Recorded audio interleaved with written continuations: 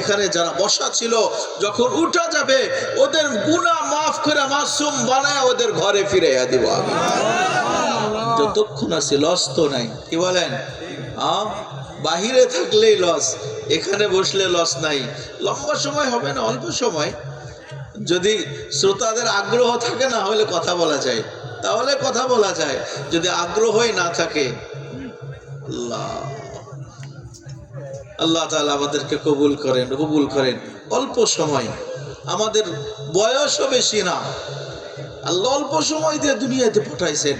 60-70 বছরের জিন্দেগি, কতটুকু জিন্দেগি দিচ্ছেন এটা আমাদেরকে বলেন নাই। আল্লাহ কয় দিনের জিন্দেগি দিচ্ছেন এটা বলেন নাই। যদি বলতেন কত অল্প সময় আমাদেরকে দিচ্ছেন, ঈদের আগেই দেখছেন মাত্র 22 বছরের বয়স, বিবাহ শাদী করছে। ও লঞ্চে করে বাড়িতে যাবে, ঈদ করবে, আনন্দ করবে, লঞ্চে ওঠার আগেই দুনিয়া থেকে বিদায় দিছে। এখন মিডিয়ার যুগ, এখন হাদে হাদে মিডিয়া, সবাই দেখতেছে। এখন ও কি জানতো মাত্র 22 বছরে দুনিয়া থেকে বিদায় নিব? কোনোদিন কল্পনা করে নাই। একই পরিবারের বিবাহের জন্য গেছে, একই পরিবারের আনন্দ এমন ভাবে নিঃশেষ হয়ে গেছে, একই পরিবারের 11 জন দুনিয়া থেকে বিদায় নিছে। দরকার নাই।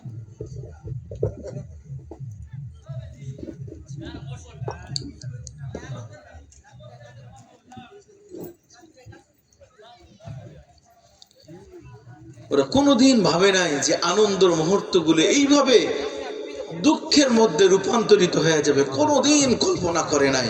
এই জন্য বলতেছে আমাদের জিন্দেগি বড় ছোট, অল্প সময় দিয়া পাঠায় দিছে আল্লাহ। কখন যে আল্লাহ আমাকে উঠায় নেবে, কতদিন জিন্দেগি দিচ্ছেন এটা আমাদেরকে জানানো হয় নাই। একেবারে সংক্ষিপ্ত জিন্দেগি, মাত্র এই 5-7 দিনের মধ্যে মনে হয় 23 জন খালি রোড অ্যাক্সিডেন্ট দিয়ে দুনিয়া থেকে বিদায় নিছে। কিন্তু তারা কেউ কল্পনা করে নাই এত অল্প সময় আমরা দুনিয়া থেকে বিদায় নেব। আল্লাহ অল্প সময় দিয়ে দুনিয়াতে পাঠাইছেন আমাকে। কতটুকু সময় আল্লাহ রসুলকে জিজ্ঞেস করা হয়েছে, কতটুকু সময় আমাদের? আল্লাহর হাবিব বলেন, আমার উম্মতি বাইনা 60 ওয়া 70, আমার উম্মতের বয়স হবে 60 থেকে 70 বছরের মাঝামাঝি। কলিলুম মা ইয়াতাজাওয়াজুন, 70 বছর পার হবে এরকম পুরা এলাকায় গুনলে মনে হয় হাতের করে গোলা যাবে কয়জনের বয়স 70 পার হয়েছে। এর আগেই দুনিয়া থেকে বিদায় নেওয়া লাগবে। এই অল্প সময় আল্লাহ আমাকে কেন দিলেন? আল্লাহ আমার ছোট্ট একটা জিন্দেগি দিছেন গড়ানোর জন্য। আল্লাহ গড়ানোর জন্য দিছেন, আল্লাহ আমার জিন্দেগি গড়ানোর জন্য দিছেন। অল্প একটা সময় কেমন জিন্দেগি করব আমি? এমন জিন্দেগি করব কবরে যাইতে দেরি, মালাকুল মউত আমাকে দুনিয়া থেকে বিদায় নিতে দেরি হবে। আমাকে যখন কবরে রাখা হবে, আমরা তো দেখি অনেক সময় কবরের মধ্যে স্যাঁতস্যাঁতে মাটি, এমনভাবে পানি দেখা যায়, অনেক কবরে পানি ওঠে, কিন্তু জীবন যদি ঘুরে নিয়ে যাইতে পারি এমন অবস্থা হবে। আমাকে রাখার আগে আল্লাহ আদেশ দিবে, ফাফরিশ ফিরাশাম মিনাল জান্নাহ কাই লা ইয়াকাউ জাসাদু আবদি আলা তুরাব। আরে আমার বান্দা ওখানে শোয়ানোর আগেই আমার বান্দার কবরের ভিতরে জান্নাতের বিছানা বিছায়া দাও, জান্নাতের জাজিম বিছায়া দাও, ফমের গদি বিছায়া দাও। কাই লা ইয়াকাউ জাসাদু আবদি আলা তুরাব, আমার বান্দার শরীর যেন মাটিতে টাচ না করে। জান্নাতের বিছানা বিছায়া দেওয়া হবে। ও আলবিস লিবাসাম মিনাল জান্নাহ, আরে বান্দার গায়ে যে 2 টাকার কাফনের কাপড় দেয়া আছে, ওই কাপড়টা তোমরা খুলে রাখো। জান্নাতের দামি কাপড় দিয়া আমার বান্দার পোশাক পরায়া দাও। ওয়াসিউ লাহু কবরহু ইলা মুনতাহা বাসারিহি, কবরকে সংকীর্ণ রাখো না, কবরকে সংকীর্ণ রাখো না। আমার বান্দার দৃষ্টি যতদূর যায় ওই পর্যন্ত তার কবরকে প্রশস্ত বানায় দাও। জীবন তো ওইভাবে গড়ানোর জন্য আল্লাহ আমাকে ছোট্ট একটা জিন্দেগি দিয়েছে। জীবন ওইভাবে আমাকে গড়াইতে হবে। শুধু ওইখানে না, আল্লাহ আদেশ দিবে ওয়াফতাহু লাহু বাবান ইলাল জান্নাহ, তার জান্নাত থেকে তার কবর পর্যন্ত দরজা খুলে দাও। ওয়া আরসিল ইলাইহি রিহান বারিদান মুতাইয়্যিবা, আর তার কবরের মধ্যে কিয়ামত পর্যন্ত জান্নাতের সুমিষ্ট হাওয়া পাঠাইতে থাকো। জান্নাতের নাজ নিয়ামত দিয়া কিয়ামত পর্যন্ত লালন পালন করবে। এমনকি আল্লাহ ফেরেশতাদেরকে জিজ্ঞেস করবে, খবরদার আমার বান্দাকে ডিস্টার্ব করবি না, কেউ ডিস্টার্ব করবি না। পুরা রমজান মাস রোজা রেখে আসছে, সারা বছর কোনো একটা ওয়াক্ত নামাজ কাজা হয় নাই, দুনিয়ার ক্লান্ত শরীর নিয়ে আর কবরে আসছে, খবরদার আমার বান্দাকে কেউ ডিস্টার্ব করবি না। নাম কানাও বিলা আরজ, বান্দাকে বলে দাও দুনিয়ার ক্লান্ত শরীর নিয়ে আসছো, ওই ক্লান্তি দূর করার জন্য কিয়ামত পর্যন্ত নতুন দুলার মতো ঘুমাইতে থাকো। কিয়ামত পর্যন্ত চলবে এভাবে।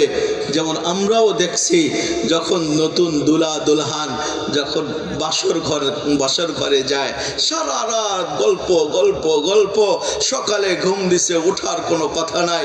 দাদি নানি টোকা দিয়া বলছে, ওই উঠবি না, নাস্তার সময় হয়ে গেছে, ওঠ না, আরো কত ঘুমাবি। ঠিক কিয়ামতের সময় ফেরেশতারা ডাক দিবে, ইয়া ওলিয়াল্লাহ কুম, ও আল্লাহর বান্দা ঘুম থেকে ওঠো না, ঘুম থেকে জাগ্রত হও। সে চোখ মুছবে আর উঠবে আর বলবে যে এত তাড়াতাড়ি কেন উঠাইলা, কাচ্চা ঘুমে ডাক দিলা কেন? ফেরেশতারা বলবে, আল্লাহর বান্দা 30,000 বছর ঘুমাইলা, তারপরেও কাচ্চা ঘুম, এই ঘুম পাকবে কবে? এত 30,000 বছর ঘুমানোর পরেও যদি কাচ্চা ঘুম হয়, এই ঘুম পাকবে কবে? আচ্ছা ঠিক আছে, কেন জাগাইছো? কত কামাতিল কিয়ামা, কিয়ামত তো কায়েম হয়ে গেছে, তোমাদেরকে জাগ্রত করছি। আচ্ছা আমরা 30,000 বছর ঘুমাইছি, কমপক্ষে ক্ষুধা লাগছে, নাস্তা করতে হবে, নাস্তার জন্যই তো ডাকছো। কই আল্লাহর বান্দা চিন্তা নাই, আল ফুতুর ইয়ান্তাযিরু তাহতা আরশির রহমান, তোমার নাস্তা অপেক্ষা করতেছে আল্লাহর আরশের নিচে। আল্লাহর আরশের নিচে তোমার নাস্তা অপেক্ষা করতেছে। কি দিয়া নাস্তা? বুখারীতে আসছে, নাস্তা কি দিয়া করাবে? জিয়াদাতু কাবিদিল হুত, ফেরেশতারা বলবে মাছের কলিজার কাবাব আর রুটি দিয়া প্রথম নাস্তা হবে। মুখে পানি চলে আসবে, দৌড় দিবে, দৌড় লাগাবে, আল্লাহর আরশের নিচে সামনাসামনি বসা যাবে। যখন সামনাসামনি বসবে, গল্পে গল্পে খাবে, আম্মা মান উতিয়া কিতাবাহু বিয়ামিনি, ওইখানে গল্প চলবে, আর আল্লাহর পক্ষ থেকে আমলনামা উইরা উইরা ডান হাতে আইসা পড়া যাবে। নিতে যাইতে হবে না, রেজাল্ট শিট তো অনেক সময় খুঁজে বাইর করতে হয়, ঠিক না? কি বলেন? এসএসসি পরীক্ষা দেওয়ার পরে রেজাল্ট শিট খোলার জন্য পাগল হয়ে যায়, কোথায় আছে, কত নাম্বার পাইছে, সব ছাত্র পাগল হয়ে গেছে রেজাল্টের জন্য। আল্লাহ বলেন, ও বান্দা আমি তোমাদের রেজাল্ট শিটের জন্য পাগল হইতে দেব না, তোমার খোঁজার প্রয়োজন নাই, তোমার পেরেশানির প্রয়োজন নাই, তুমি আমার আরশের নিচে নাস্তা করবা, আমি মাবুদ নিজের কুদরতি শক্তিতে ওই আমলনামা তোমার হাতে পৌঁছাইয়া দিব। এই মেরে দোস্ত, ওই রকম জিন্দেগি করার জন্যই আল্লাহ আমাকে এই ছোট্ট জিন্দেগি দিয়েছে। ছোট্টকে জিন্দেগি ওই জন্যই দিয়েছেন আমাকে, ওই রকম জিন্দেগি করার জন্য। ওইখানে যখন পড়বে, যখন খাইতে থাকবে, হাতে আমল নামা আসতে দেরি, আওয়াজ দিবে সবাই, হা উমকরাউ কিতাবিয়া, এই দেখো না তোমার জান্নাতের টিকিটের মধ্যে কত নম্বর জান্নাত দেওয়া, বলতে থাকবে আর মস্ফুর্তি করতে থাকবে। একদিকে আল্লাহর আরশের নিচে মস্ফুর্তির মেলা হইতে থাকবে, আনন্দের মেলা হইতে থাকবে, খাবারের মেলা হইতে থাকবে, অপরদিকে আল্লাহর আরশের বাহিরে কঠিন হিসাব নিকাশের খেলা চলতে থাকবে।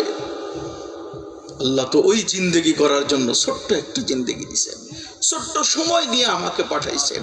ওইখানে নাস্তা করবে, গল্প চলতে থাকবে, ফেরেশতারা হাত বুলাইয়া বলবে, আসরে ইয়া ওলিয়াল্লাহ, ও আল্লাহর বান্দা দ্রুত কর, আল্লাহর বান্দা বান্দি দ্রুত খা। কেন?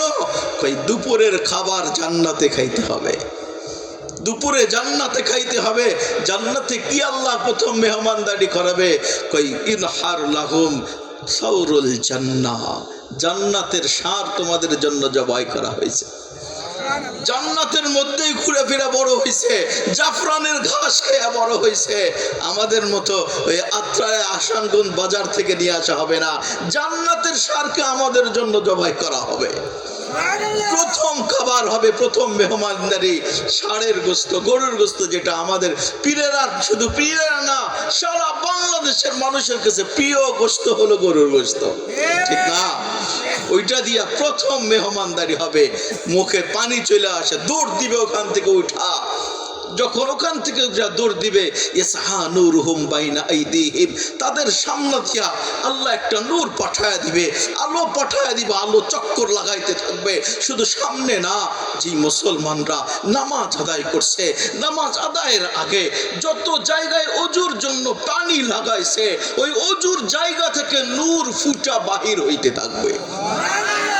ওই আলো চক্কর দিতে থাকবে। যখন জাহান্নামের সামনে যাবে, জাহান্নাম পর্যন্ত জিজ্ঞেস করবে, মান হোম, তোমরা কারা? তুমি বুঝি আমাদেরকে চেনো না, আমাদের পরিচয় বুঝি জানো না? উম্মতে মুহাম্মাদি ওই সময় জাহান্নামের সামনে নিজেদের পরিচয় দিবে। পরিচয় দিয়া বলবে, নাহনু উম্মাতুন উখরিজাত লিন-নাস, আমরা তো ওই উম্মত যাদেরকে শুধু মানুষের কল্যাণেই সৃষ্টি করা হয়েছিল। নাহনু উম্মাতুন খায়রে উম্মাহ, আমরা তো শ্রেষ্ঠ উম্মত। নাহনু উম্মাতুল কুরআন, আমরা কোরআনওয়ালা উম্মত। নাহনু উম্মাতু মুহাম্মদ, আমরা তো মুহাম্মদ সাল্লাল্লাহু আলাইহি ওয়াসাল্লামের উম্মত। নাহনু উম্মাতুন মারহুমা, আমরা তো রহমত প্রাপ্ত উম্মত। নাহনু উম্মাতুন মাহমুদা, আমাদের প্রশংসায় শুধু মানুষ না, মানুষ জিন সহ সমস্ত নবীরা আমাদের প্রশংসায় পঞ্চমুখ ছিল, আমাদের প্রশংসা করতে। সেই উম্মত আমরা। জাহান্নাম ওই সময় বলবে, ও আল্লাহর বান্দারা, দ্রুত আমার উপর দিয়ে পার হয়ে যা, উবুর, তাড়াতাড়ি পার হয়ে যা, যাতে করে আমিও বুঝতে না পারি যে তোমাদের আলোয় আমার আগুন যেন নিভা না যায়। দ্রুত তুমি পার হয়ে যাও। পুলসিরাতে আমরা উঠতে দেরি হবে, পা রাখতে দেরি হবে। পুলসিরাত চুলের মতো থাকবে না, আমাদের জন্য পুলসিরাত সারে হয়ে যাবে, হাইওয়েতে পরিণত হয়ে যাবে। পার হয়ে যাইতে দেরি, ওই পাশে যাইতে দেরি, ওইখানে আসল খেলা শুরু হবে। ফেরেশতারা দাঁড়াবে আর বলবে, সালাম কাওলাম মির রাব্বির রহিম। ওই সময় তারা বলবে, ওয়াসিকাল্লাযীনা তাকাউ রাব্বাহুম ইলাল জান্নাতি যুমারা হাত্তা ইযা জাউহা ওয়া ফুতিহাত আবওয়াবুহা ওয়া ক্বালা লাহুম খাযানাতুহা সালাম সালাম সালাম। ফেরেশতারা ওই সময় দাঁড়ায়া আমাদের গলায় সালামের মালা পরায়া দিবে। ফেরেশতারা আমাদেরকে প্রটোকল দিয়ে জান্নাতের দুয়ার পর্যন্ত নেবে।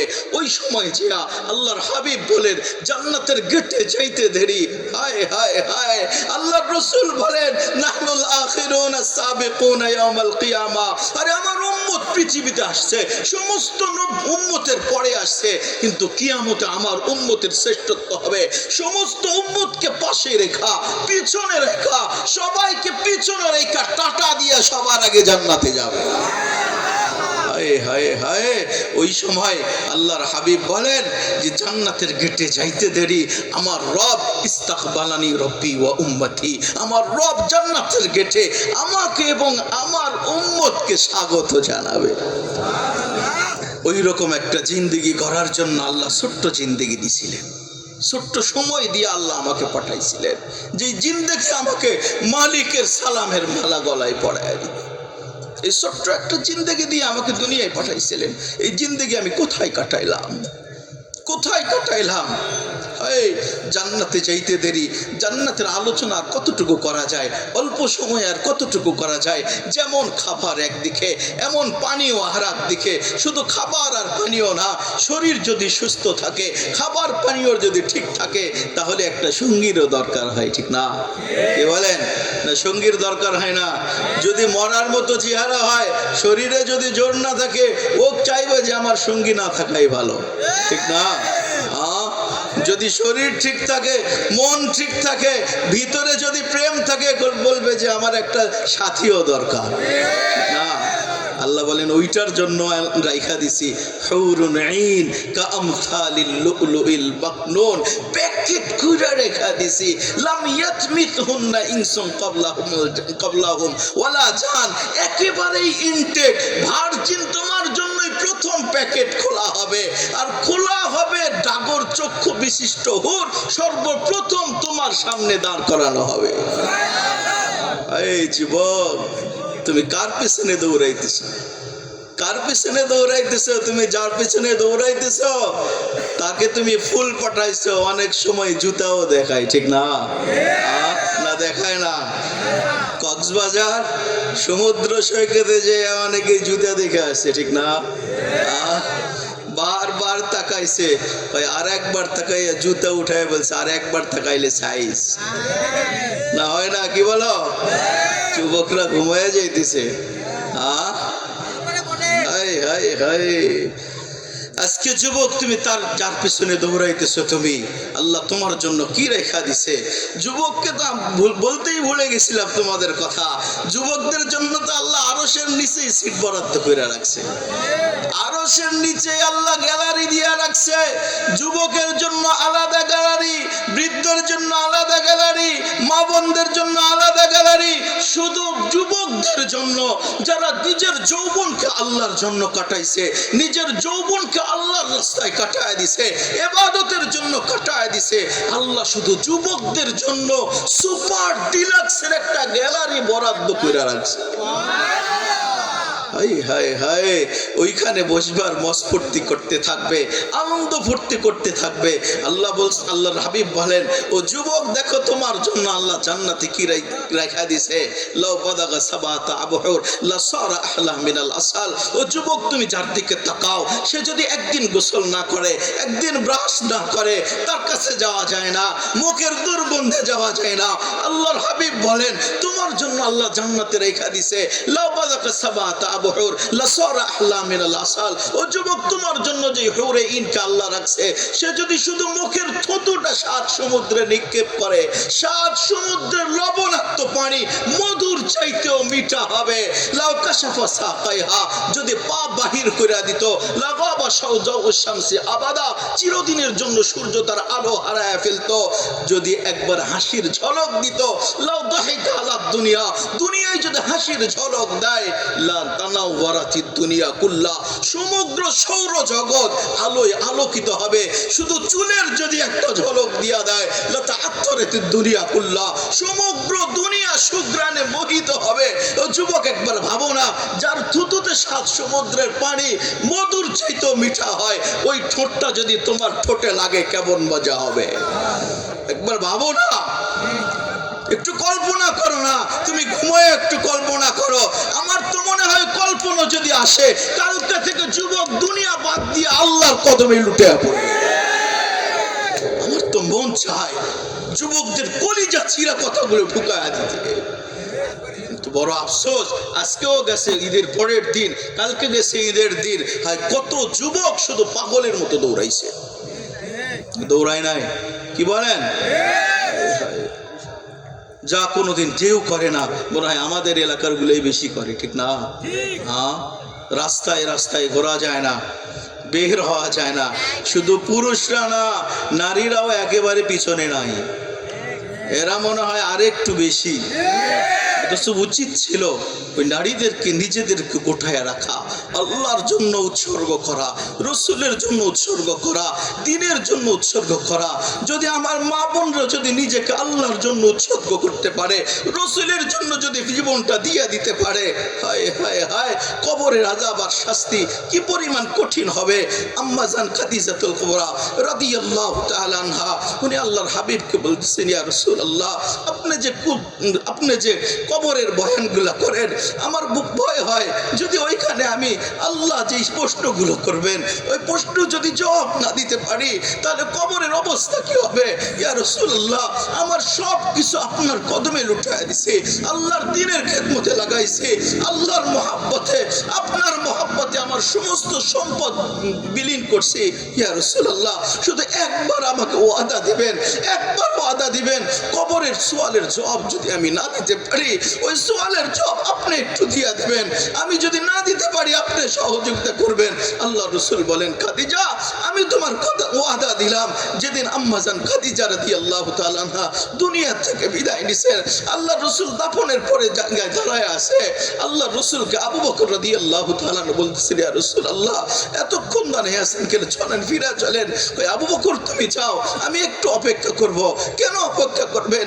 আমি খাদিজাকে ওয়াদা দিয়েছি, যতক্ষণ তার সওয়ালের জবাব না হইতেছে ততক্ষণ পর্যন্ত আমি বাড়ি ফিরবো না। আবু বকর তুমি যাও, আল্লাহর রাসূল দাঁড়ানো, এখনো পর্যন্ত ফেরেশতা আসে নাই, এই জন্য আমি অপেক্ষা করতেছি।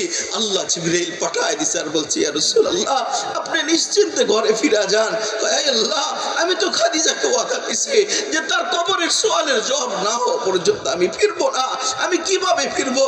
কয় ইয়া রাসূলুল্লাহ আপনার সম্মানার্থে খাদিজার কবরে কোনো ফেরেশতা আসতে পারতেছে না, আপনি ঘরে ফিরে যান। আল্লাহ রসুল বলেন আমার ওয়াদার কি হবে? আল্লাহ ওঠি পাঠায় দিছে, ও আমার হাবিব, খাদিজা শুধু আপনার খেদমত করে নাই, খাদিজা তো আমারও খেদমত করছে, আমার দিনের খেদমত করছে। আপনার যদি দায়িত্ব থাকে আপনার সাথে ওয়াদা, মানে আমি মালিকের সাথে ওয়াদা, আপনি ঘরে ফিরে যান, আপনার টেনশন নেওয়া লাগবে না, আপনার টেনশন করতে হবে না। যদি খাদিজা নিজের পক্ষ থেকে সোয়ালের জবাব না দিতে পারে, আমি আল্লাহ খাদিজার সোয়ালের জবাব দিয়ে দিব।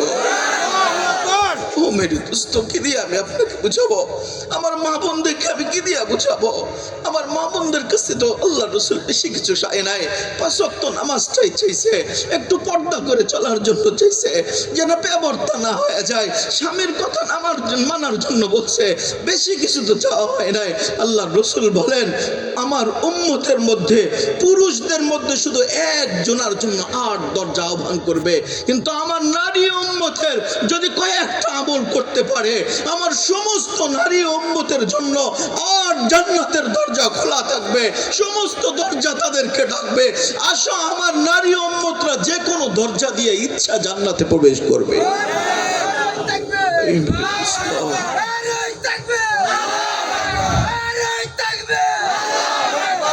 আমি মা বোনদেরকে কে দিয়া বুঝাবো? আমি আজকে আমার ওই মা বোনরা বেপরদা হয়ে চলে, আমার মা বোনরা বোঝে না, নিজের কারণে নিজের পিতাকে জাহান্নামে দিতেছে, নিজের কারণে নিজের বড় সন্তানকে জাহান্নামে দিতেছে, নিজের কারণে স্বামীকে জাহান্নামে দিতেছে, কিন্তু নিজে বুঝতে পারতেছে না।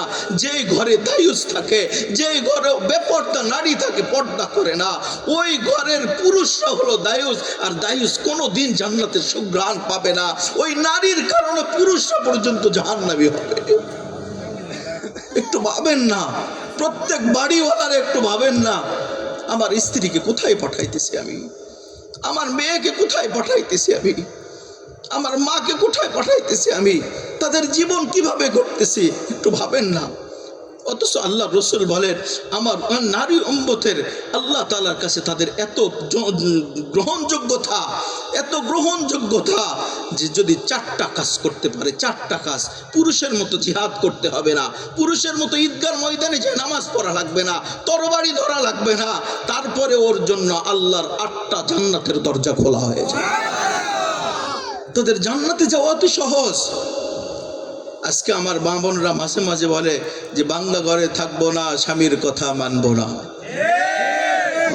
স্বামীর কথা না মাইনা যাবেন কোথায়? স্বামীর সার্টিফিকেট ছাড়া কোনো নারী জান্নাতে যাইতে পারবে না। স্বামীর সার্টিফিকেট ছাড়া আল্লাহ রসুল বলেন যেই নারী দুনিয়া থেকে বিদায় নিল, কিন্তু ওই সময় তার স্বামী তার উপরে নারাজ, তার যত আমল থাকুক না কেন, যদি শরীয়ত দৃষ্টিকোণ থেকে যদি স্বামী তার উপরে নারাজ হয় আর কষ্ট নিয়ে বলে সারা জীবন আমারে জ্বালায় গেছিস, সারা জীবন আমারে কষ্ট দিয়ে গেছিস, তোকে আমি মাফ করতে পারলাম না, এতটুকু শব্দ যদি স্বামীর মুখ থেকে বাহির হয়, ওই নারীর জন্য জাহান্নাম ওয়াজিব হয়ে যাবে। কত বড় কঠিন কথা এটা। আর যদি এতটুকু বলতে পারে, স্বামীকে এতটুকু জয় করতে পারে, মনটা এতটুকু জয় করতে পারে, যখন দুনিয়া থেকে বিদায় নিতেছে তখন স্বামী পর্যন্ত চোখের পানি ঝরায় বলতেছে আমার প্রাণপ্রিয় বিবি, তোকে তো আমি তোর হক আদায় করতে পারি নাই, বড় কষ্ট দিছি, তুই সারা জীবন আমার সাথে ছিলি, তোর পরিপূর্ণ হক আদায় করতে পারি নাই, তুই আমাকে মাফ করে দিস, আমিও তোকে মাফ করে দিলাম, আল্লাহ যেন তোকে মাফ করে দেয়। এতটুকু বইলে যদি স্বামী স্ত্রীকে বিদায় দিতে পারে, আল্লাহর হাবিবের কথা অনুযায়ী হাদিস আমাকে বলতেছে ওই নারীর জন্য জান্নাত ওয়াজিব হয়ে যাবে।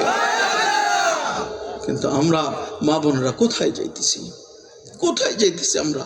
ছোট্ট একটা চিন্তা, কি বেশি লম্বা সময় নাই। বিরক্ত হইতেছেন আপনারা? যদি বিরক্ত হন রেখা দিই, 12টা তো বাজতে চলছে।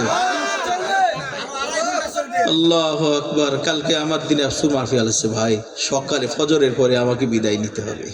ফজরের পরে আমাকে যদি একটু 10:30টায় উঠায় দিতেন, 10:30টায় যদি দিতেন। আল্লাহু আকবার, আল্লাহু আকবার। যেটা বলতেছিলাম, লম্বা সময় ওয়াজ করলাম কিন্তু ফজরের নামাজ হইল না। বড় আফসোস থেকে যাবে, বড় আফসোস থেকে যাবে।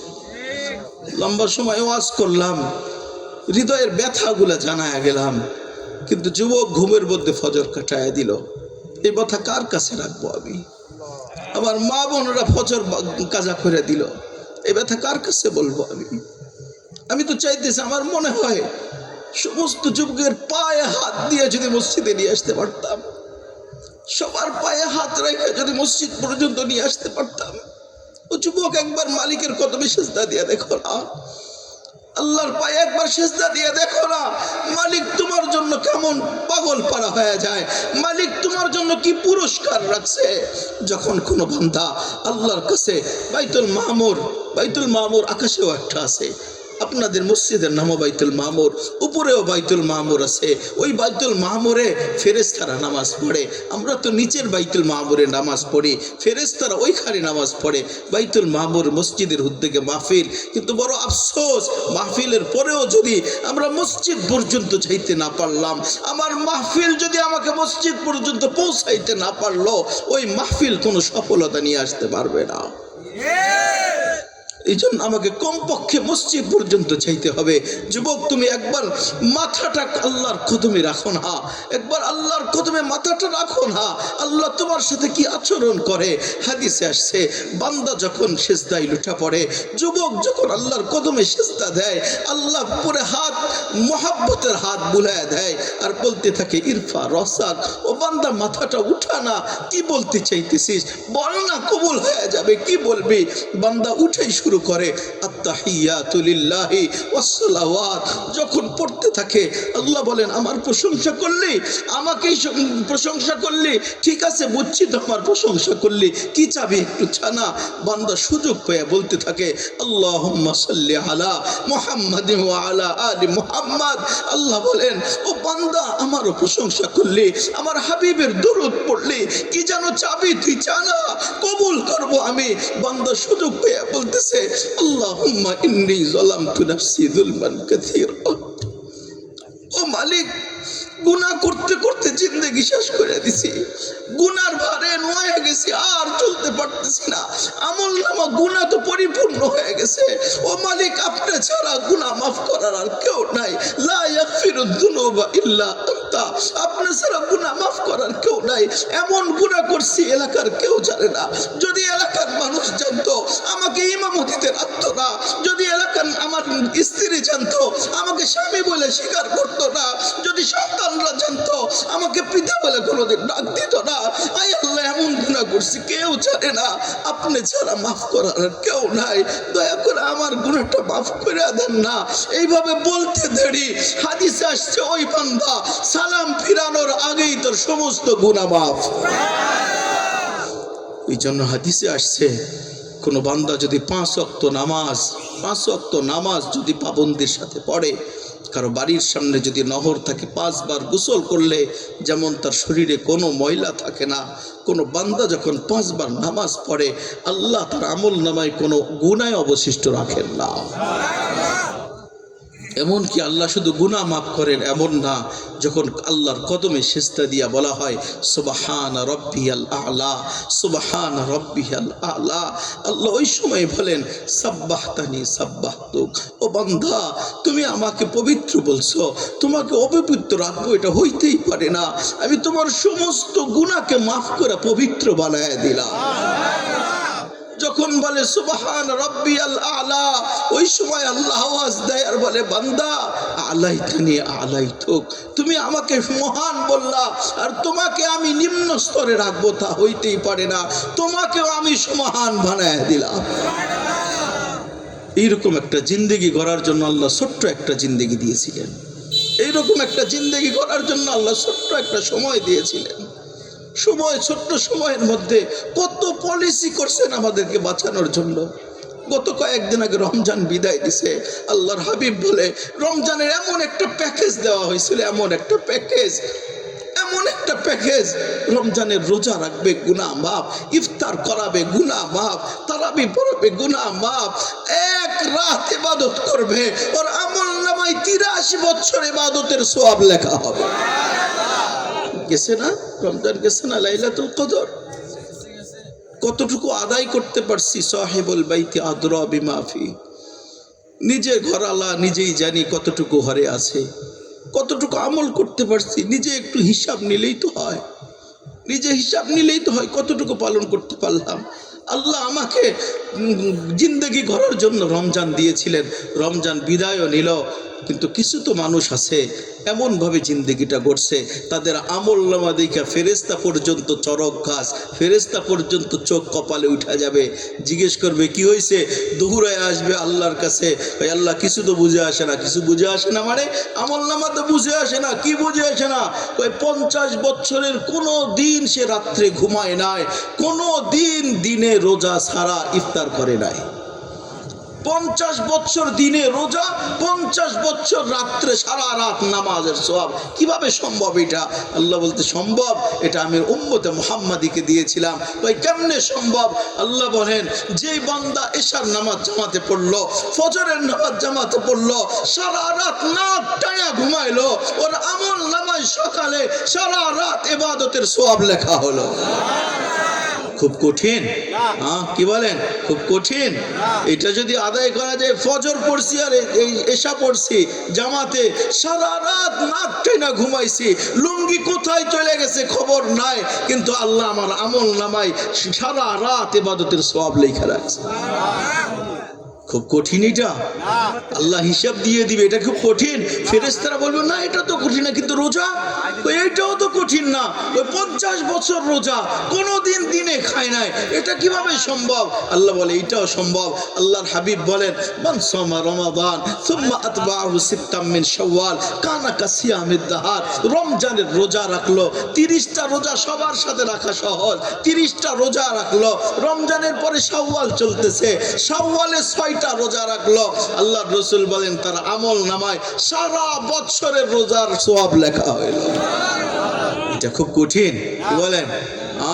এরকম যদি কেউ 50 বছর আমল করে, ওর তো সারা বছর কোনোদিন রোজা রাখে নাই, শুধু শাওয়ালের 6টা রাখছে আর রমজানের 1 মাস রাখছে, ও সারা বছর ধুমসে খাইছে, তারপরেও আমল নামায় দেখে 50 বছর দিনে শুধু রোজারই সওয়াব লেখা।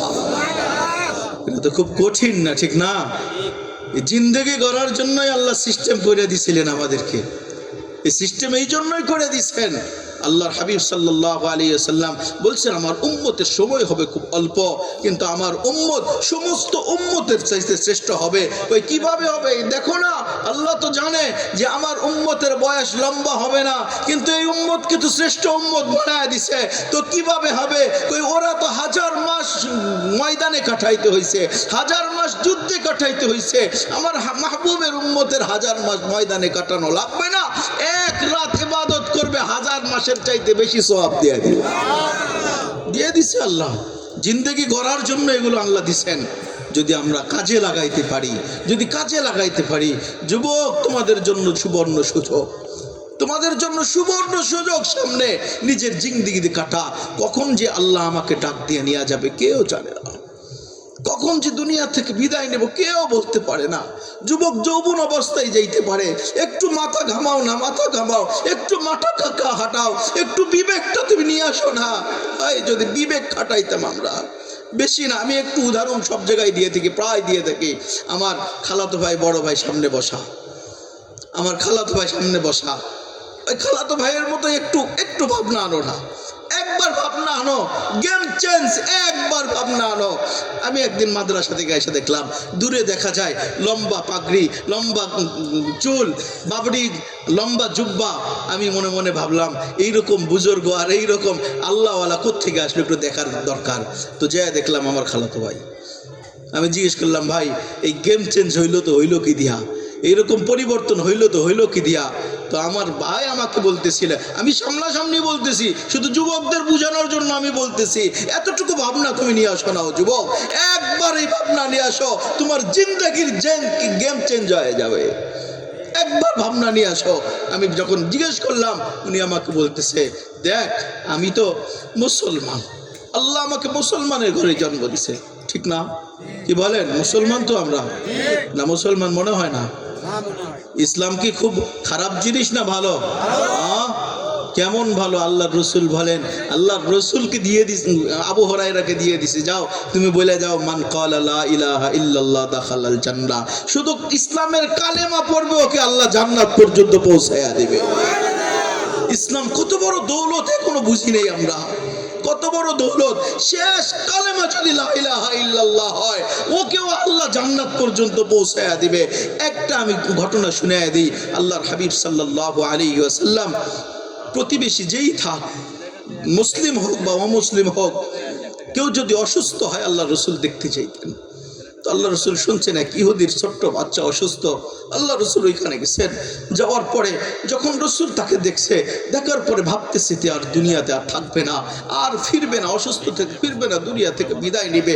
আল্লাহ রসুল পাশে বৈশা বলতেছে, কুল লা ইলাহা ইল্লাল্লাহ, তুমি একটু আল্লাহ সাক্ষী দাও আর আমাকে রসুল বলে মানো। ছোট্ট বাচ্চা, পিতা দাঁড়ানো, পিতাও ইহুদি, একবার পিতার চেহারার দিকে ফেল ফেল করে তাকায়, একবার রসুলের চেহারার দিকে তাকায়। ছোট্ট বাচ্চা সিদ্ধান্ত নিতে পারতেছে না কি বলবে।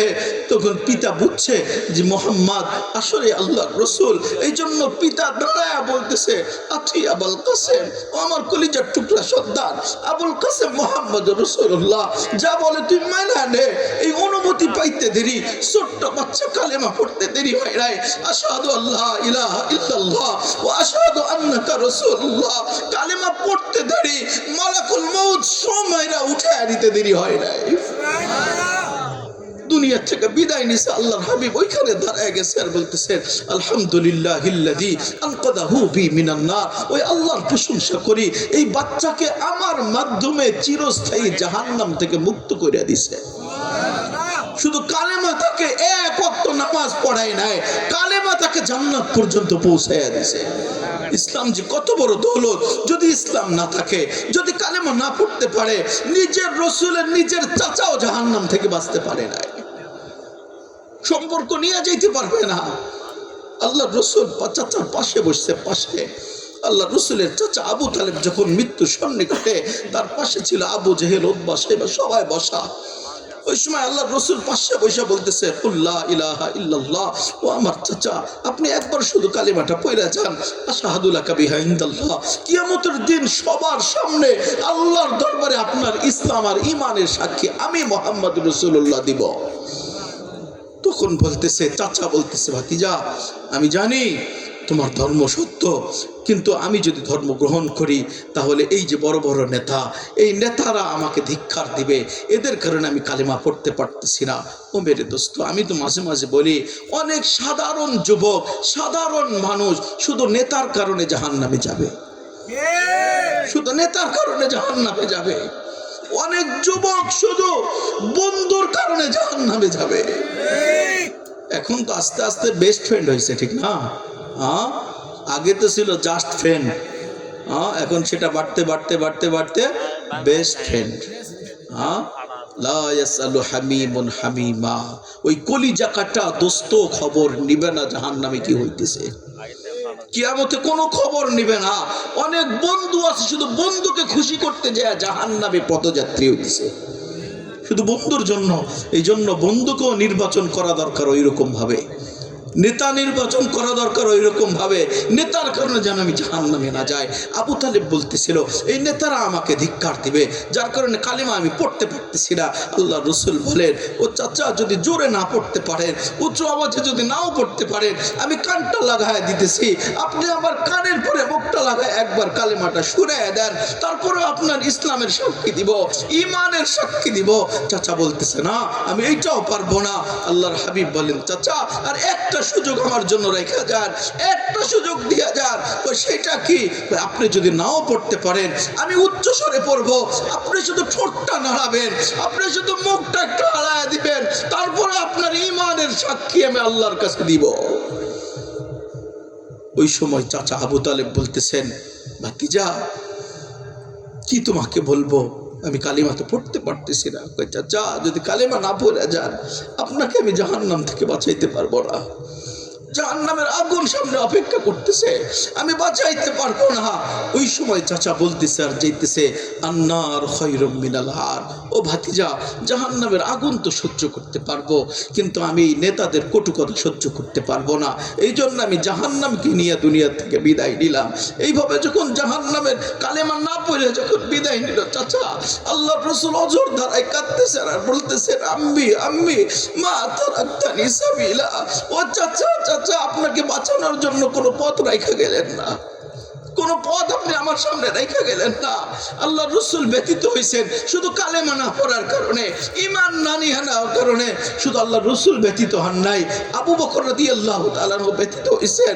যেদিন আল্লাহ রসুলের কাছে আবু বকর নিজের পিতাকে নিয়ে আসছে, আবু কুহাফাকে যখন নিয়ে আসছে, বলছে ইয়া রাসূলুল্লাহ, আমার পিতাকে আপনি কালেমা পড়ায় মুসলমান বানায় দেন। আল্লাহ রসুল যখন আবু কুহাফাকে কালেমা পড়াইতেছিলেন, আবু বকর রাদিয়াল্লাহু তাআলা আনহু অজর ধারায় কাঁদতেছেন। জিজ্ঞেস করছে, আবু বকর তুমি কাঁদো কেন? আজকে তো তোমার খুশি হওয়ার দিন, তোমার পিতা আজকে ইসলাম গ্রহণ করতেছে, তোমার তো খুশি হওয়ার দিন, তুমি কাঁদো কেন? ইয়া রাসূলুল্লাহ, বাস্তবে আমার খুশি হওয়ার দিনই তো ছিল, আমার পিতা আজকে ইসলাম গ্রহণ করতেছে, আমার চাইতে তো বড় খুশি কেউ হতো না। কিন্তু ইয়া রাসূলুল্লাহ, আজকে আমার পিতা ইসলাম গ্রহণ করার কারণে যতটুকু খুশি হয়েছি, যেদিন আপনার চাচা আবু তালেব দুনিয়া থেকে বিদায় নিছেন, ওই দিন যদি আপনার চাচা যদি কালেমা নিয়ে যাইতো, ঈমান যদি নিয়ে যাইতো, আমি আবু বকর আজকের চাইতেও বেশি খুশি হয়ে যাইতাম। ও মেরে দোস্ত, কালেমা কত বড় দৌলত।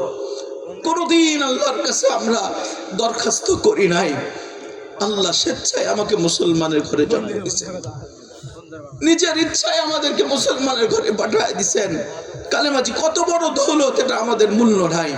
মুসলমান তো আমরা এতটুকু জানি, অনেকেই বয়স হয়ে গেছে কিন্তু কালেমা আজ পর্যন্ত পড়তে পারি না, সহি কালেমা পড়তে পারি না, বয়স হয়ে যাচ্ছে, বড় আফসোস থেকে যাবে। কালেমা পর্যন্ত আমরা সহি জানি না। ঈমান কত বড় দৌলত, মুসলমান তো হইছি। এই জন্য আমার ভাইয়ের কথা আমার মনে আসলো যে উনি বলতেছিলেন, আমি তো মুসলমান, ইসলাম তো আল্লাহ আমাকে দিচ্ছেন, একদিন না একদিন তো আমাকে চেঞ্জ হইতে হবে। আজকে হই, বিয়ের পরে হই, বা ছেলে মেয়ে হয়ে যাওয়ার পরে হই, বা শেষ বয়সে হই, আমি যেটা দেখতেছি কোনো না কোনো সময় তো আমাকে পরিবর্তন হইতে হবে, যেহেতু মুসলমান। তবে আল্লাহ যদি আমাকে ওই সময় পর্যন্ত সময় না দেয়, ওই সময় পর্যন্ত যদি আল্লাহ আমাকে সময় না দেয়, তখন আমি কি নিয়ে রসুলের সামনে দাঁড়াবো, কি নিয়ে আল্লাহর সামনে দাঁড়াবো? কিভাবে আমি রসুলকে বলবো আমি আপনার উম্মত, আমার জন্য একটু সুপারিশ করেন? কিভাবে আমি আল্লাহর কাছে দাঁড়াবো যে আমি ঈমান নিয়ে আসছি? ওই এক চিন্তা আমাকে চেঞ্জ মারাইয়া দিছে। পরিবর্তন যখন হইতেই হবে, ওই সময়ের অপেক্ষায় না, আজকে থেকে আমি পরিবর্তন হয়ে গেল। তো যুবকরা কি এরকম নিয়ত করতে পারে না? ওই সময় না, আজকেই চেঞ্জ। যদি চেঞ্জ হয়ে যায়, আজকে তওবা করতেছি এখান থেকে যে আর কোনো গুনার কাছে যাব না, রসুলের সুন্নতকে কাটবো না, রসুলের সুন্নত নিয়ে দুনিয়া থেকে বিদায় নেব, আজকে তওবা করে যাইতেছি। সকালে যদি আমার জানাজা হয়, ইনশাল্লাহ আমি বলতে পারি ওই যুবক জান্নাতি হয়ে যাবে। এতটুকু করতে পারি না? এতটুকু তো চেঞ্জ হইতে পারি, এতটুকু চেঞ্জ হইতে পারি। এই জন্য মাহফিলের উদ্দেশ্য আমাদের এইটা হওয়া দরকার যে মাহফিলে যে কথাগুলোই হবে, এটা যেন আমার জীবন চেঞ্জ করে দেয়, এটা যেন আমার জীবন পরিবর্তন হয়ে যায়। আল্লাহ যেন ওই কথাগুলো আমাদের হৃদয়ে ঢুকাইয়া দেয়। আমাদের তো উদ্দেশ্য এটা হওয়া দরকার। এই জন্যই মাহফিল দু চারটায় থাকুক, দর্শক দু চারটায় থাকুক, ওই দু চারটায় যদি পরিবর্তন হয়ে যায়, মাহফিল কবুল হয়ে যাবে। বেশির দরকার নাই, যেই দু চারটা হবে ওটাই মাহফিল কবুল। এই জন্য আমরা যারা এখানে বসছি, অবশ্যই এতটুকু ভাবনা নিয়ে ওঠা দরকার, এতটুকু ভাবনা নিয়ে ওঠা দরকার। আল্লাহ আমার ছোট্ট একটা জিন্দেগি দিছেন, কখন যে আমাকে যাইতে হবে জানা নাই। যতটুকু সময় আল্লাহ দিছেন আমাকে এইভাবেই যাইতে হবে। ওই জিন্দেগি গড়ার জন্য আমার একটা ক্যাশ কার্ড লাগবে, ক্যাশ কার্ড, ক্রেডিট কার্ড লাগবে, যেইটা দেখায় আমি বুঝাবো আল্লাহ আমি ওই জিন্দেগি গড়ায় আসছি। ওই ক্যাশ কার্ড আর ক্রেডিট কার্ড হইল আল্লাহ আল্লাহ রসুলের সাথে পরিচয়, পরিচিতি। কি বলেন? আমাদের ক্রেডিট কার্ড আছে না? আইডি কার্ড আছে না? না লাগে না? আইডি কার্ড লাগে তো কিসের জন্য? আমি তো এই দেশের নাগরিক, ঠিক না? আমি এই দেশের একজন নাগরিক, এটা পরিচয়ের জন্য আমার একটা এনআইডি লাগে। এখন কার্ড দিয়েছে, কার্ড এনআইডি লাগে। ঠিক আল্লাহ কিয়ামতের দিন দুনিয়ার এই কার্ডের কোনো মূল্য নাই, দুনিয়ার এনআইডির কোনো মূল্য নাই। ওই আল্লাহর সাথে পরিচয় আছে কিনা, ওই রসুলের সাথে পরিচয় আছে কিনা, ওই ক্যাশ কার্ড দিয়ে এক একজন জান্নাতে যাবে। ওই কার্ডের দরকার আছে না নাই? আল্লাহর সাথে পরিচয়ের দরকার আছে না নাই? রসুলের সাথে পরিচয় আছে না নাই? অবশ্যই দরকার আছে। কিন্তু বড় আফসোস, আজকে যুবক থেকে বৃদ্ধ, নারী থেকে পুরুষ, বাচ্চা থেকে বৃদ্ধ, সবাই দুনিয়ার পরিচয় পরিচিতির জন্য পাগল হয়ে গেছে। এমনকি বাচ্চারা পর্যন্ত এখন কন্টেন্ট বানায়, না বানায় না? বাচ্চারা পর্যন্ত এখন টিকটকার হয়েছে, ঠিক না? হায় হায় হায়, বাচ্চারা, নারীরা, বৃদ্ধ কি আর যুবক কি আর ছোট কি, সবাই এখন দুনিয়ার পরিচয় পরিচিতির জন্য পাগল। সবাই এখন মোবাইলে ব্যস্ত, নিজেকে ফেমাস বানাইতে হবে, নিজেকে প্রসিদ্ধি বানাইতে হবে, সবার সাথে পরিচয় হবে। এই পরিচয় পরিচিতি চলবে না। হ্যাঁ, হইতে পারে এই পরিচয় পরিচিতি অনেককে জাহান্নামে নিয়ে যাবে, না নিবে না? এই জন্য পরিচয় পরিচিতি হওয়া দরকার আল্লাহর সাথে, রসুলের সাথে। তারা তো সাহাবা ইকরাম আল্লাহর সাথে পরিচয়, রসুলের সাথে পরিচয়ের জন্য প্রতিযোগিতায় নামছিল। প্রতিযোগিতায় এক বান্দি, আল্লাহর বান্দি, 4 সন্তানকে নিয়ে আসছে। বলছে কালকেই তোমরা যুদ্ধের ময়দানে যাবা, যুদ্ধের ময়দানে যাবা 4 জন, কেউ জীবন নিয়ে ফিরবা না। ভাই কেন মা আমাদের কি কথা বলছেন কেন? আমরা তো 4 কলিজার টুকরা সন্তান আপনার, আর তো কেউ নাই, আমাদেরকে শহীদ হইতে বলতেছেন কেন? তখন ওই নারী বলতেছেন বাবা আল্লাহর সাথে পরিচয়, রসুলের সাথে পরিচয় পরিচিতির খেলা চলতেছে, খেলায় জিততে চাই, হারতে চাই না। কিয়ামতের দিন এক একটা মা উঠবে আর বলবে আমি 1 শহীদের মা হয়ে আসছি, আর একজন বলবে 2 শহীদের মা হয়ে আসছি। আমি উঠবো আর বলবো আমি 4 শহীদের মা হয়ে আসছি। আমি খেলায় জিততে চাই, আল্লাহর কাছ থেকে ক্রেডিট কার্ড নিতে চাই, আমি হারতে চাইতেছি না। তারা প্রতিযোগিতায় নামছে। এক মা আল্লাহ রসুলের দরবারে আসছে, ছোট্ট বাচ্চা, কলিজার টুকরা সন্তান, দুধের বাচ্চা। আল্লাহ রসুলের কাছে বলছে ইয়া রাসূলুল্লাহ, আমার এই ছোট্ট বাচ্চাকে নিয়ে আপনি যুদ্ধের ময়দানে যাবেন। আল্লাহর হাবিব বলেন মা এত ছোট বাচ্চা দিয়ে আমি যুদ্ধের ময়দানে কি করব? কোনো কাজে তো আসবে না। আল্লাহর হাবিবকে বলতেছেন ইয়া রাসূলুল্লাহ, আমি জানি আমার ছোট্ট বাচ্চা কোনো কাজে আসবে না, কিন্তু আমার স্বামী নাই আপনার সাথে জিহাদে পাঠাবো, আমার বড় কোনো সন্তান নাই আপনার সাথে জিহাদে পাঠাবো, আমার এই ছোট্ট বাচ্চাকে আপনি নিয়ে যাবেন। ইয়া রাসূলুল্লাহ, আল্লাহর সাথে পরিচয়, রসুলের সাথে পরিচয় পরিচিতির প্রতিযোগিতা চলতেছে, আমি জিততে চাই, হারতে চাই না। আপনি আমার কলিজার টুকরা সন্তানকে নিয়ে যান। আপনার যখন শত্রুর পক্ষ থেকে তীর তরবারির আঘাত আসতে থাকবে, আমার সন্তানকে আপনি ঢাল হিসেবে ব্যবহার করবেন। যদি আমার কলিজার টুকরা সন্তানের শরীরে একটা তীর তরবারির আঘাত লেগে যায়, আর যদি আমার সন্তান যদি দুনিয়া থেকে বিদায় নেয়, আমিও কিয়ামতের দিন উঠবো আর বলবো আমি 1 শহীদের মা হয়ে আসছি।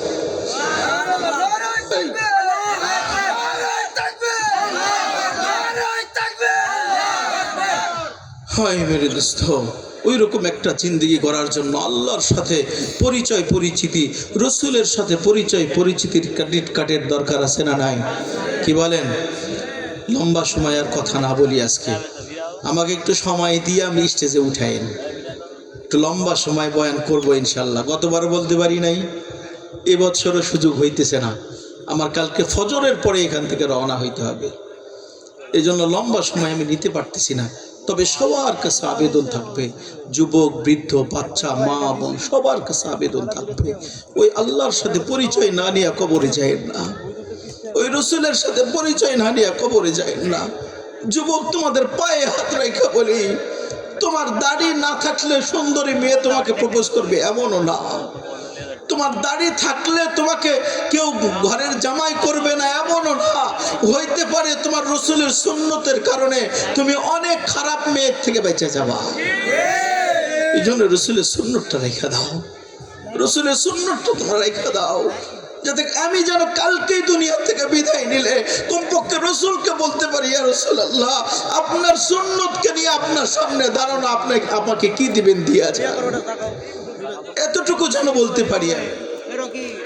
এতটুকু এতটুকু যেন আল্লাহর কাছে বলতে পারি।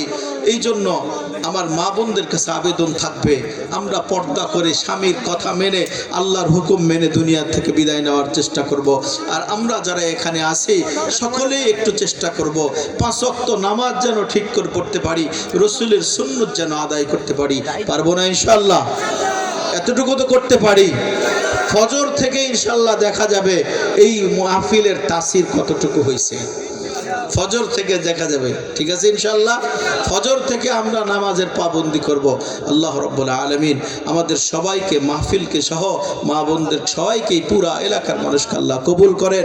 যতটুকু কথা হলো সবাইকে আমল করার তৌফিক দান করেন। ওয়া মা আলাইনা ইল্লাল বালাগ।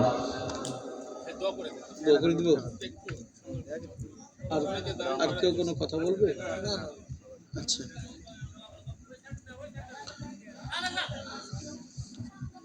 اللهم صل وسلم وبارك على حبيبك محمد صلاة وسلاما خالدا مع خلودك دائما مع دوامك لا منتهى له دون علمك ولا منتهى له دون مشيئتك. اللهم لا نحصي ثناء عليك كما أثنيت على نفسك. اللهم لا إله إلا هو الرحمن الرحيم الملك القدوس السلام المؤمن المهيمن العزيز الجبار المتكبر. اللهم لك الأسماء الحسنى نتوسل بك بأسمائك الحسنى وصفاتك العليا وكل صفة أنت وصفت نفسك وعلمت أحدا من خلقك وأنزلت في كتابك واستأثرت في علمك الغيب. يا منان يا منان يا جواد يا كريم يا فعالا لما يريد. أي الله রস্তিকে তাকায়া দেখো না মাওলা। আই আল্লাহ, পীরেরা এই মাঠের দিকে একটু তাকায়া দেখো, উপরে সামিয়ানা থেকে পানি পড়তেছে মাওলা। আই আল্লাহ, নিচে কোনো ফমের গদি দেওয়া নাই মাওলা। আই আল্লাহ, তোমার কোরআনের জন্য পাগল। আই আল্লাহ, তোমার রাসূলের হাদিসের জন্য পাগল। দিনের কথা শোনার জন্য যুবকরা মাটিতে বসে আছে মাওলা। আই আল্লাহ, এই গভীর রাত্রে আমাদেরকে তুমি খালি হাতে ফিরাইয়া দিও না মাওলা। আই আল্লাহ, আরশ থেকে তাকায়া দেখো না মাওলা। তুমি তো প্রথম আকাশে এখন আমাদেরকে ডাকতেছো, কে আসো গুনাহগার, আমার কাছে মাফ চাও, মাফ কইরা দিব। ও আল্লাহ, আমরা তোমার কাছে মাফ চাই মাওলা। আই আল্লাহ, আমাদের সবাইকে মাফ কইরা দাও। আই আল্লাহ, আমাদের সবাইকে মাফ কইরা দাও। যুবক, বৃদ্ধ, নারী, পুরুষ, বাচ্চা যারাই আছে মাওলা, আই আল্লাহ, সবাইকে তুমি মাফ কইরা দাও। এই মাহফিলকে কবুল করে নাও। আই আল্লাহ, এই মসজিদকে কবুল করে নাও। এই মসজিদকে পুরো এলাকার জন্য নাজাতের জরিয়া বানায় দিও আল্লাহ। আই আল্লাহ, এই মাহফিলকে কিয়ামত পর্যন্ত কায়েম ও দায়েম রাখো। আই আল্লাহ, তোমার হাবিব ওই সময় যুবকদেরকে তোমার কাছ থেকে চেয়ে আনিছিল মাওলা। আই আল্লাহ, ওমর রাদিয়াল্লাহু তাআলা আনহুকে তোমার দরবার থেকে চেয়ে আনিছিল মাওলা। আই আল্লাহ, আমি পীরের আর যুবকদেরকে তোমার কাছ থেকে চেয়ে আনিব মাওলা। আই আল্লাহ, পীরের সমস্ত যুবককে তুমি কবুল করে নাও। আই আল্লাহ, ইসলামের জন্য কবুল করে নাও। আই আল্লাহ, তোমার হাবিবের সুন্নতের মালা পরায়া দাও। আই আল্লাহ, সবার গলায় তোমার হাবিবের সুন্নতের মালা পরায়া দাও। আই আল্লাহ, এক একটা যুবককে ইসলামের ঝান্ডাবাহী বানায়া দাও। আই আল্লাহ, বিশেষ করে যারা দাড়ি পোকা মুরব্বী আছে মাওলা, আই আল্লাহ, তাদের দোয়া তো তুমি ফেরত দিতে লজ্জা বোধ করো মাওলা। আই আল্লাহ, মুরব্বীদেরকে কবুল করে নাও। আই আল্লাহ, হায়াতে তৈয়বা দান করো। আই আল্লাহ, সুস্থতার সাথে দীর্ঘ নেক হায়াত দান করো। আই আল্লাহ, আমাদের মা বোনদেরকে কবুল করে নাও। আমার মা বোনদেরকে পর্দানিশী বানায় দাও। আই আল্লাহ, আমার মা বোনদের কারণে পুরো এলাকাকে জাহান্নামী বানায় না মাওলা। আই আল্লাহ, আমার মা বোনদেরকে সহি বুঝ দিয়া দাও। আই আল্লাহ, আমাদের সন্তানদেরকে কবুল করে নাও, কোরআনমুখী বানায় দাও। আই আল্লাহ, আমাদের পুরুষদেরকে মসজিদমুখী বানায় দাও, 5 ওয়াক্ত নামাজ হিসেবে কবুল করে নাও। আই আল্লাহ, আমার কলিজার টুকরা যুবক ভাইদেরকে কবুল করে নাও। আই আল্লাহ, আমাদের যুবক ভাইদেরকে বিপদে নিও না মাওলা। আয় আল্লাহ যুবকদেরকে বিপদে নিও না মাওলা। আয় আল্লাহ যুবকদেরকে সঠিক পথে প্রতিষ্ঠিত করো। আয় আল্লাহ সবাইকে কোরআনের জন্য কবুল করে নাও।